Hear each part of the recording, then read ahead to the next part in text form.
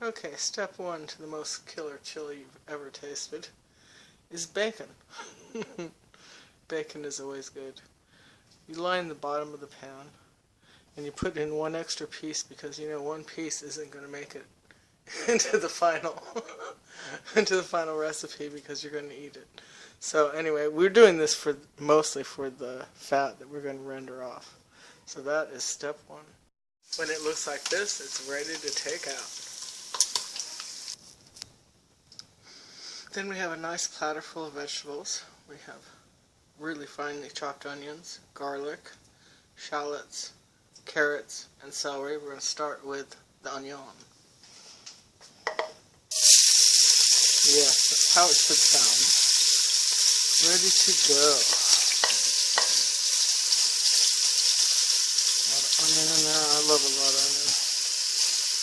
Nothing wrong with a lot of onion.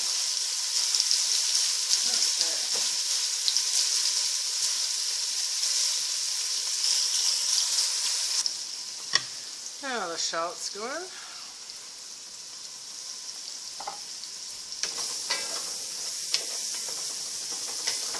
Nice and caramelized. I turned it down just a tiny bit. It was going a little too fast. Now, let that go, and I'm going to add some mushrooms next. Okay, we just added the mushrooms. And we're going to saute these for a minute. Then next we'll go in some carrots and celery. At the very last, I will put in the garlic because I don't want it to get bitter. I'm going to saute for a minute, and we'll be right back. Okay, our pepper's going nicely. We're going to get nice and blackened on the sides. And it's time to add some seasonings. We're going to add a nice, fresh ground bay leaf. Go in there to heat with the veggies. Then we're going to add some sweet marjoram, which is a very cool spice, and I'm going to add half now and half later, just so it has the essence throughout. And it's very easy to take off the stem. You just actually peel it, just hold it on the tip and pull back, and it comes off all together. It's very nice. I just put the tip in full. And now we're going to let, oh, you can already smell it. The minute you can already smell it, it's time to add the garlic. No, the garlic's important here. Oops! Some got away, but...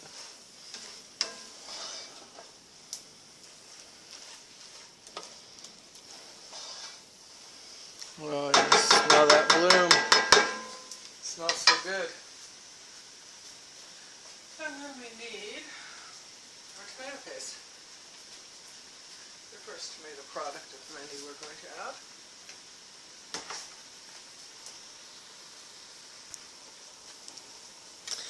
Well, I use about a half a can. This is the small can. I don't have my glasses on. But anyway, the tiny can, half of that. Turn my bell pepper here. Doing good now. Okay, put this in here. You want to smell it bloom too. You'll just smell it when it starts to get in the bottom of the pan. And it smells so good. I'm just going to give everything a nice, like it's been cooked for hours when it's only been cooked for a little while. It has this essence to it. And then once this makes that scent, we are going to brown the hamburger. Can't see it very well. There you go. I'm going to brown the burger. I'm going to add the bell pepper. I have to first take it out of its skin, which you just put in a paper bag, and for a minute and all the skin peels off. You just take a paper towel. And then that goes in. And I'm going to use the same pan. I'm just going to take the vegetables out, put the hamburger meat in, and give it a good browning. And then I'll see you back. Okay, this next part also involves bacon. This time just one piece, and we're just rendering it and mushing it around to make sure the oil gets all over the bottom of the pan. And then we're going to put our hamburger meat in and start to saute that. Here's the secret to buying cheap ground beef. If you get it halfway there and it starts to get too much oil, I put a good old metal spatula under one end so all the oil goes to the other end, and I simply collect it as I'm going. And so at the end it's perfectly browned without any of that extra oil, and I didn't have to pay a premium price for the meat. Now that I basically got all the oils out of there, I'm going to start adding some spices, because I want them to kind of, and look, I got a whole coffee cup of oil out of there by doing it. So I'm going to add a good handful of cumin. You got to have a lot of cumin in the chili, otherwise it doesn't taste like chili. Then we're going to add some smoked paprika. Not quite as much as the cumin, but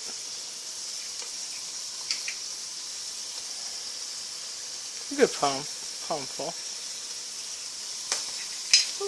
That's good. And we're going to add some cayenne pepper. Oops! Sorry guys. A little less than, well no, I like cayenne. Medium amount. A little less than the other one. That's our first spices. Now we're going to give it a good stir.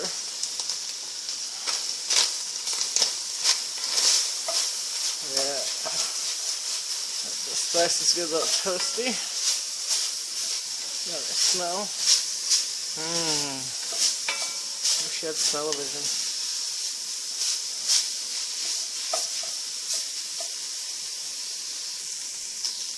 Okay, now we're going to add the rest of the can of tomato paste. Now that all the spices have toasted, give it a good stir.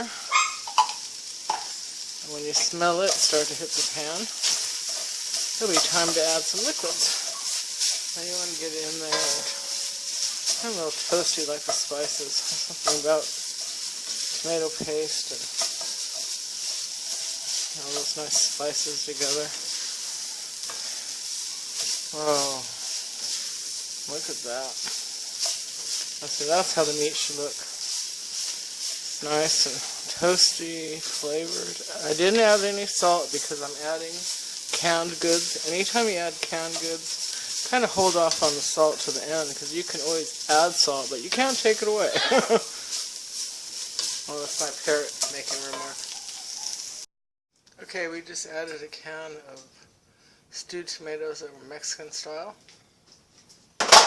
and a can of good old Rotel chilies, tomatoes and chilies.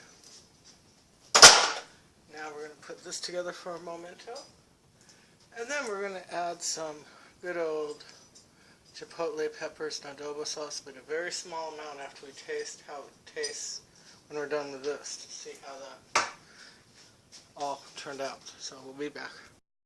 Okay, the next step is put in our wonderful roasted pepper we just cut up. Then I'm going to put in 2 packets of the Goya. It's really good. It makes everything taste better. Cilantro and achote. Can't lose with that. And it gives it such a beautiful color. Oh, it's just wonderful. I could put in 3 because it's, I mean, you're supposed to put in 1 packet for every 4 servings, but I don't want to overdo it. So I'm going to put that in there. Stir up the peppers. It's on low right now. And now I'm going to add my beautiful beans. Very good stir. Soak these beans for 8 hours and then cooked them for an hour and a half. Just an array of beans. I'm just going to judge by sight when it looks good.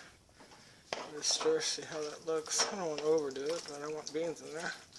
Otherwise, it's hot chili. I like to make burritos out of this. It needs more beans than that. I'll kind of judge after you stir it up how it looks. And then this will cook for a good half hour, 45 minutes, get all the seasonings together, and I'll, of course, check if it needs salt, and check if it needs a little more heat. Then I'll go ahead and add a little more of that pepper I added earlier, the canned pepper. This stuff is very hot. You only use a little at a time, but it is good. Anyway, I think this is a really healthy, satisfying chili that almost anyone would enjoy. And boy, it's good. Just put this in the flour tortilla with a little cheese.